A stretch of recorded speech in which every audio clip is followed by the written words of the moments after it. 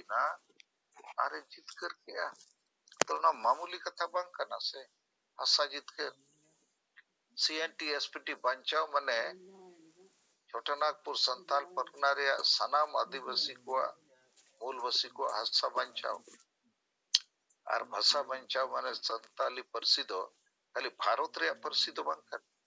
ना तो पूरा धरती रे आदिवासी को अपने निया के परसी जहां मिट्टंग राष्ट्रीय मान्यता जामका और तेहें दो भारत और विश्व रे सनाम आदिवासी भाषा को दो आदो रेया विलुप्त रेया होर रे तिंगु अकना तो उनकान समय रे सालखान मुर्मू आशा और भाषा जितकर दाड़िया कौन आपिया गोड़ोते तो नुई लगी भारत रत्न रे मांग सम्मान लेखाते पुरस्कार लेखाते कथा रकाब लेखा चेद हुआ दिकु को विचार को हवा आबोरिन जते होड़ विचार को हवा अरे बाबा नूना मरंग सिर्फ को खोज कान दो चेद कमिया का सालखान इनखान आको तेगे को पटु पोडो का नवा कोई कमिया का और आबोरिन नुकु लाज हसु को हिस्सुया वाला तो चेद नवा करोड़ा लेकिन उना मरंग कथा पे रोड रकाब का कंचे चेका नुकु हिस्सुया वाला को दो बहु हसु को लाज पोसा को और बाको जपित दाड़े नौका को बुझोआ जे डिमांड के आबो भारत रत्न जेमन न्याम उतर के आबो और नुकु तो बाको जपित दाड़े को ना पाचे को न्याम मान आदो नोआते समाज रे आडी मरांग मिट्टा समुद्र मंथन विचार मंथन हुआ और नोआ समुद्र मंथन रे भाषा और भाषा रे महत्व माने वैल्यू ओनारे दाम चार तारे विषय बिना अदो नोआ तो तेन गुडन माडिया व्हाट्सएप पर नेल किया ओ लका ठीक गया अदो इया मेन आडी ढेर ओल रे लगती बांग करना भाषा और भाषा विजय रे जहाया आयुर बिना प्रमाण मेना उनी तो सर्वोय जितकर का तो भारत रत्न दो ओना को चेदा मारा दिसोम को तो बाय मारा भारत रत्न परसी को जो बाय मारा नोआ किन दो स्वर्गो कना तो ओना जितकर दाड़िया का सालखान मुर्मू आयुर ते नोआ हुई दाड़िया कना इनखान नोई जरूर योग्य होर कना नोआ कथा चर्चा रे विषय बिना दरकार तो आपे को आपे लेखाते नोआ कथा दो हाईलाइट दरकार कना आरो मिटन कथा नोई मेना के जहां तीना मारा जुमित दाड़े बो खोज कना आदिवासी समाज रे ताकि अब आशा वसा जति धर्म और जते बांचा मा तो ओना लगी ते दो मिटन मारा आयुरिये लगती है तो आपे को तला रे आपे पतियो मेना आइन चेतन रे और इया हो मिटन आत्मविश्वास मेना के नय 40 साल गन हुई ना आदिवासी समाज लगी कमी कमी ते नित हबी जहां बको मेन दाड़े अमित कुसो उनका किया जनो ये ये बकन नय दो बुद्धि विचते बाय दाड़िया तो इन लखन हो तहन तुलु अबो सांगे होड़ा जहां तेतांग मेना सब सजती धर्म रे ओना बाबू पुरु दाड़िया कना कारण हिस्सुयते नुकु यूथ फुटबॉल टीम अकोई कैप्टन दो शिबू सोरेन कना नुई सला नोंका को हमबुद कना हिस्सुयते के बडाया को उनी बाय चेका दाड़िया जहां पार्लियामेंट रे भी शब्द बाय रोड दाड़िया जहां अब आशा बसा जति धर्म बांचाव जगह रे अखरिन दाड़िया उनी तो चे लेखान लीडर कना नहीं तो मिटन पॉइंट को ले मसे शिबू सोरेन नोय कमी किया और जदि सालखान मुर्मू लगी आपे पे मैंने भारत रत्न नाम मा आको कमेंट मा शिबू सोरेन भारत रत्न नाम मा मेन लेखान के होड़ विचार को हो बसे कि चे लगी भारत रत्न 3.5 कोटी ते झारखंड अखरीन ला ओना लगी जे CNT SPT कानून प्रथम रपुला ला ओना लगी के पार्लियामेंट रे 300 बायरोल ला ओना लगी के चे लगी भारत रत्न और सालखान मुर्मू जदि को कुली पे चल लगे तो लई दाड़े आपे जित कर ले हसा जित कर का और अडिगन जदि जित कर का सारना धर्म जितकर लगी लड़ा नारे मेनाया एकदम नंबर 1 रे तो जितिया मेना लेकिन आपे को नेल पिया तबो कटी आर हो नो लगिते किते जो पे नो मा एकदम प्रमाणित जिनिस कना तो नोय जे भारत रत्न पॉइंट कना नोआ पॉइंट ते अबो मिटन नावा डिबेट बो एहब किया आदो पेपर करे ना छापा एहब लेन था दिकु को पढ़ावा दिकु को बिचेरा आर जुदी आर हो जहां इनको जो योग्य होड़ में नाया उनिया कथा हो रखब मा नहीं सलखन मुर्मू योग्य नहीं है तो कौन योग्य है भाई बताइए उसका नाम दीजिए पेपर में स्टेटमेंट में अदो नोआ आदि बेस जिनिस हुआ तो नोआ लगी आपे जुरसुर इंदो मेना ऑल पे इन सिर्फ नाम लगी तो बंगा समाज सिर्फ नामा समाज तलर मिटंग मारंग जुमिद आर मारंग आयुरिया चीन हो रकाबा नहीं तो उन्हें वो कमी के रहो आबो तलरे नेता दो ओकोय दिसोम गुरु सिंधु सरन जहां पार्लियामेंट रे 40 साल रे चेत हो बाय रोड़ा उन्हें चेल लेकर नेता जहां अब आशा भाषा जति धर्म रे 30 बाय रोड़ा चेल लेकर नेता हाँ वोट नेता कना है आडी पर चकना हटी नेता कना है और आदिवासी न्यूत्र के को तहनवा मनसाल से डालो को सेंदाड़िया नोआरी नहीं नेता कना अदो आबो दो निद यूथ वर्सेस मार्शल रे युद्ध दो बंगा महायुद्ध रे मेना को और जेते लेकना युद्ध महायुद्ध रे मिटन मारंग चीफ कमांडर चे सेनापति लगती है अदो आबो मार्शल फुटबॉल टीम रे आयुरी लेकते इनके मनावा का दिया रे हनवा मिट लेकर दो जिमन गो का कारण इन बड़ाई गपा इन दाना कन खा पाले तो गया डिग्रान कमी तो मुश्किल रही मरुगा तेज मिटंग लाइव टेलीविजन इंटरव्यू रिंग ताहे करना उन्हीं कुल के दिया अच्छा संताली परसी झारखंड राज परसी बिना माम नेता अदो इन में आजो मकदा चे राज्यपाल मुख्यमंत्री लीडर ऑफ ऑपोजिशन जेते को संताल कन चेदा नुकु नोरे बको गोड़ो कना अदो उनको इन वागिन लेयत को नुकु को दो वोट रिन लीडर कना को समाज रिन लीडर तो को बंकन आशा भाषा जति धर्म बांचाव लीडर तो को बंकन और ओनाते होला 22 दिसंबर गोटा भारत आदिवासी संगेल अभियान और किछुगान संगठन को पालन के गया लेकिन JMM party BJP party Congress party AJSU party Lalu party नुकु माबा को पालन ला आशा भाषा जितकर महा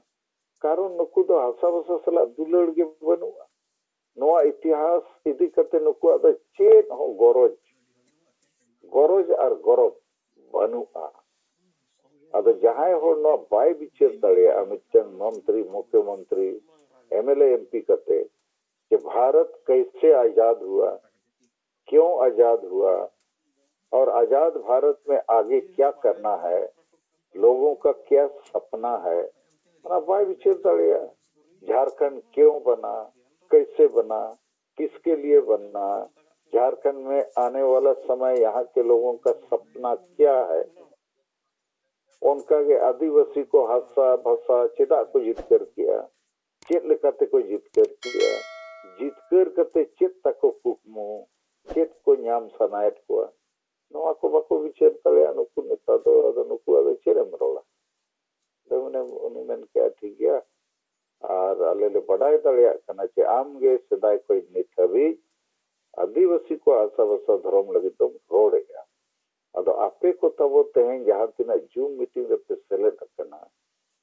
आदिवासी सेंगल अभियान रे आयुरिया को कमिया को सेंगल कमांडर को और जहां तिना समर्थक को इन सराहव किया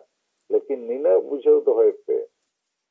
कि आबोगे पाले तो मिटन उनकान मार्शल फुटबॉल टीम वो बेनावा का जहां दिन गे वो कमी करना दिन वो मिटिने दिन गे मिटन नावा लेकना एनर्जी वो जनरेट है पावर वो जनरेट है जैसे मार्शल बतिरिया ओना डिग्री बढ़ाव दी मा तीना भाट रे बॉल कना बांगा तो 20 माबो 30 माबो 40 माबो और एटा को दो ओना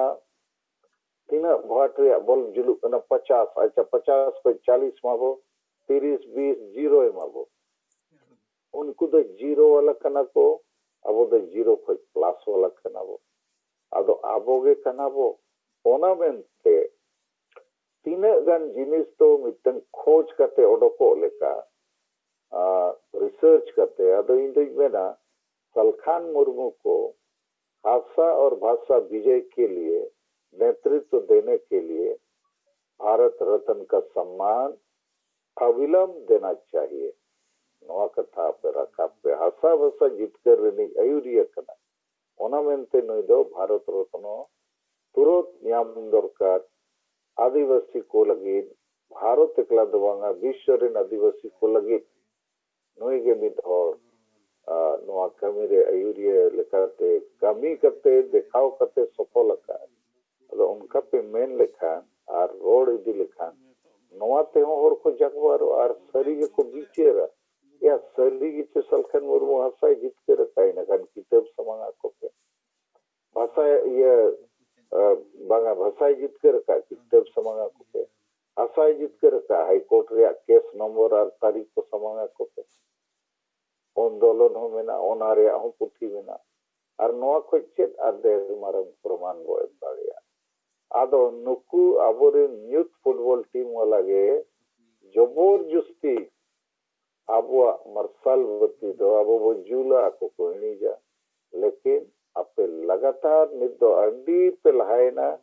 आबो कथा सोशल मीडिया खबर कागज गोटा उछनो कना लगातार उछनो कना और नवा यूट्यूब चैनल करे हो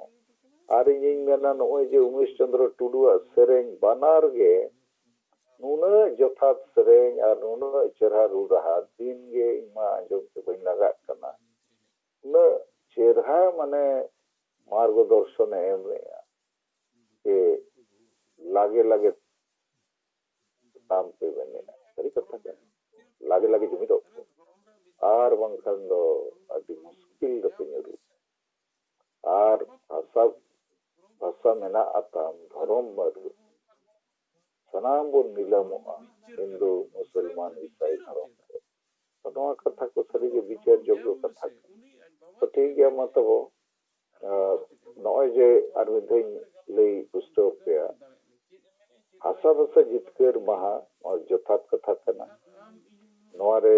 बीरबंटा सिद्धू मुर्मू तक इतिहास नागाम रे कथा मेना और संताली परसी बो जितकर केट्रिया नागाम कथा हो मेना आदो हिससुयते अडी गान नवा हासा भाषा जितकर महा बाको मेन दालिया जितकर महा को मेन लखन जितकरिया कथा रोड़यु अथो आदो नुकु तलारे अबो जहां संताली भाषा विजय का टर्निंग पॉइंट किताब